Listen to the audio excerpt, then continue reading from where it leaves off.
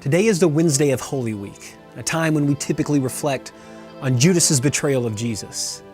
He's probably going to go down as the most vilified person in history. Think about Halloween. I mean, you'll see different villains. You'll see gangsters. You might see a Darth Vader or two. You might see some Lord Voldemorts. You might even see a devil. But you'll never see a Judas. See, dressing up like Judas isn't clever. It isn't funny. It isn't cute. Because it's tragic. It's sad. It's dark. Yet I don't think Judas is as bad as we make him out to be.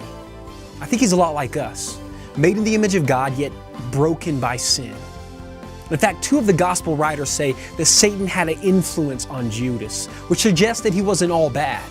I don't think Judas implanted himself into the community of Jesus, thinking 3 years later, I'm going to destroy this man. I don't think he was an undercover agent for evil, just waiting for the right time. I think Judas loved Jesus. I just think he loved money more. John, one of the gospel writers, gives us a little insight into Judas's struggle with money. This happens in the scene right after Mary has just wasted a bunch of perfume on Jesus. Here's what he says.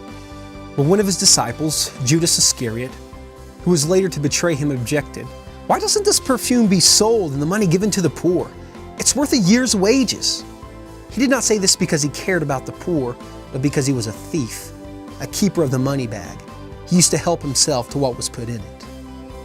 And so when the Jewish religious leaders offer Judas 30 pieces of silver in exchange for Jesus, we can see why he makes that decision. Because yes, he loved Jesus, but he loved money more. He was willing to follow Jesus up until that point, but his allegiance to Jesus had a price, 30 pieces of silver. And so on this Wednesday of Holy Week, instead of being hard on Judas, let's focus on our own idols. Does your allegiance have a price?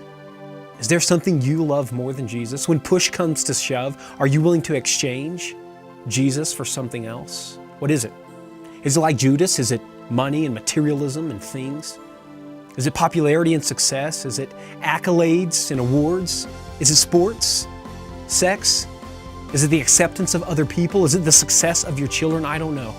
And so on this Wednesday, instead of condemning, let's confess.